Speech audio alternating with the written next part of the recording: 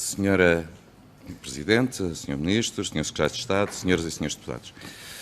Senhor Ministro, terminado este momento de campanha eleitoral do Partido Socialista que aqui nos proporcionou, em nome dos portugueses, tenho que o trazer para a realidade do país. E trazer para a realidade, vou utilizar as insuspeitas palavras do Sr. Presidente da República. Como é óbvio, apresentar um resultado de execução orçamental com saldo positivo é ótimo. Mas a que custo? Já não me estou a referir à mais alta carga fiscal de sempre, que voltou a aumentar no último trimestre. Mas estou a seguir as preocupações insuspeitas do Sr. Presidente. Repito, a que custo? Insuspeitas. Insuspeitas, Sr. Ministro. Fique descansado. A que custo? A que custo é que isso teve, em vários casos, para o funcionamento dos serviços sociais? Aliás, acresce, tal como refere o Sr. Presidente da República, que muita desta despesa pode estar atirada para depois das eleições. Tal é a vontade, agora digo eu, do Governo apresentar uma fotografia cor-de-rosa à caça do voto eleitoral. E se alguma dúvida disto existisse, Sr. Ministro, e aqui eu compreendo, porque o Sr. Presidente tem mais informação do que qualquer um de nós, a entrada em vigor só agora do Decreto de Execução Orçamental. Sr. Ministro, o Orçamento para 2019 foi aprovado no tempo regular.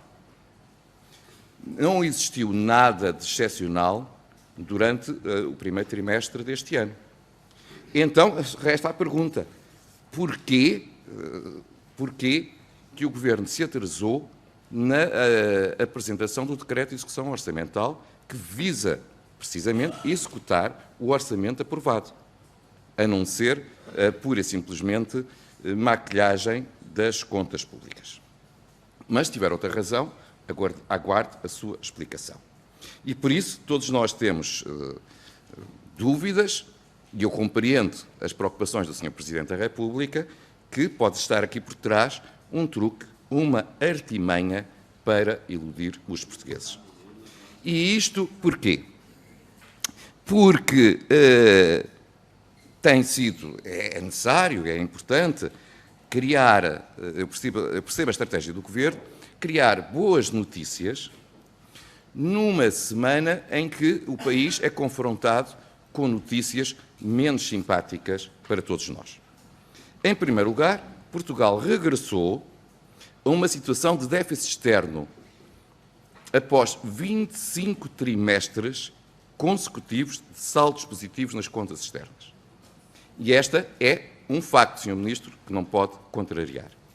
Mas mais, o país não está só em desaceleração económica em 2019, algo que o próprio Governo reconhece e reconheceu no Programa de Estabilidade, como caiu pelo segundo ano consecutivo em termos de riqueza relativa em paridade dos poderes de compra no espaço da União Europeia.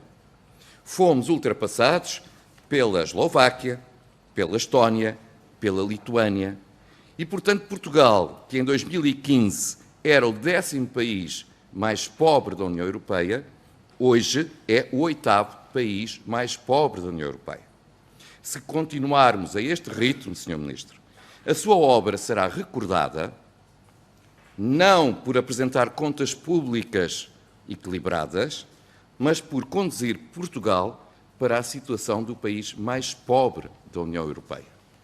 Essa é uma medalha que o senhor não quererá, mas então algo tem que ser diferente. Já não lhe basta ter a medalha da carga fiscal maior de sempre em Portugal. Também do volume da dívida, mais 13 mil milhões do que estava no início da legislatura, como o senhor bem sabe.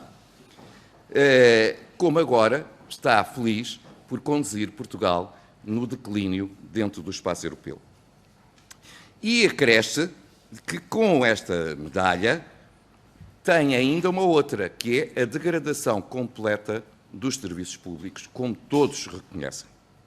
Essa degradação, que o Sr. Presidente mostrou preocupação, seja nos transportes, na saúde, na justiça, é algo que os cidadãos sentem no seu dia-a-dia. Mas responde o Sr. Ministro, e tentou aqui voltar a fazê-lo.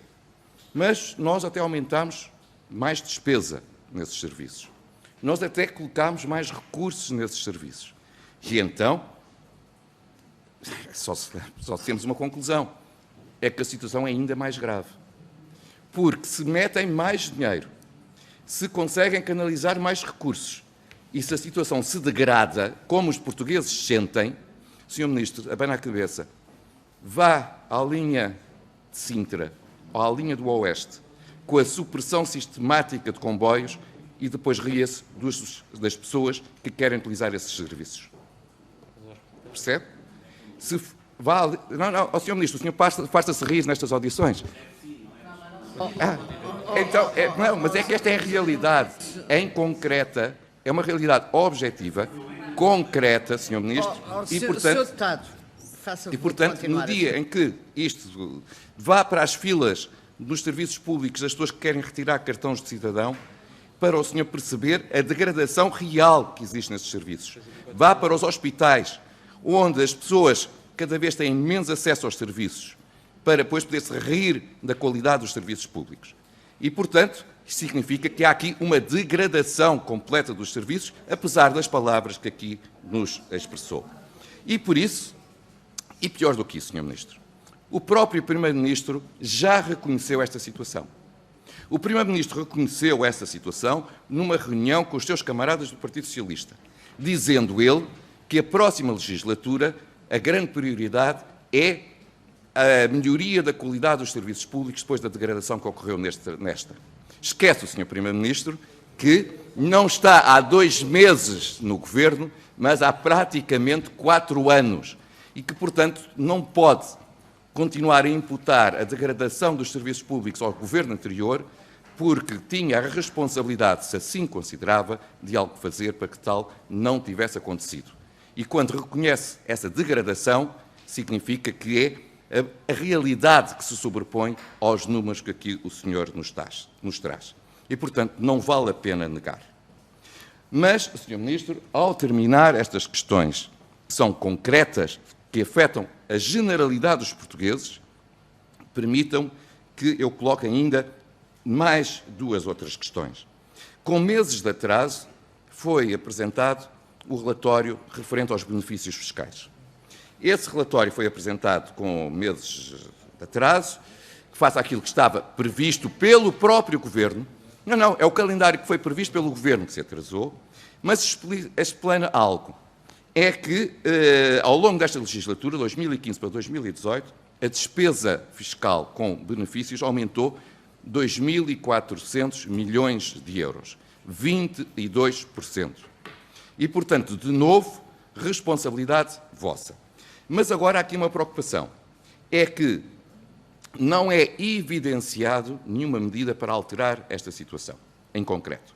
E, só se for, e para esta legislatura, já nada, não há tempo útil de fazer, seja aquilo que for. E, portanto, Sr. Ministro, aquilo que eu lhe faço a pergunta é se a alteração que vier a ocorrer é na lógica da neutralidade ou é mais um subterfúgio para agravar a carga fiscal e para querer introduzir justiça dos benefícios, mas para arrecadar mais receita. Ou se a receita que vier a ser alcançada com o fim de alguns benefícios fiscais não é dispensada na baixa de outros impostos para os portugueses.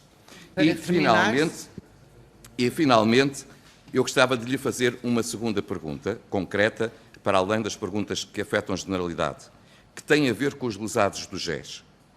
O Tribunal da Relação já reconheceu que o Estado, nomeadamente o Banco de Portugal e a CMVM, não têm a responsabilidade na situação criada. A Comissão Liquidatária não reconheceu aos lesados do GES direitos.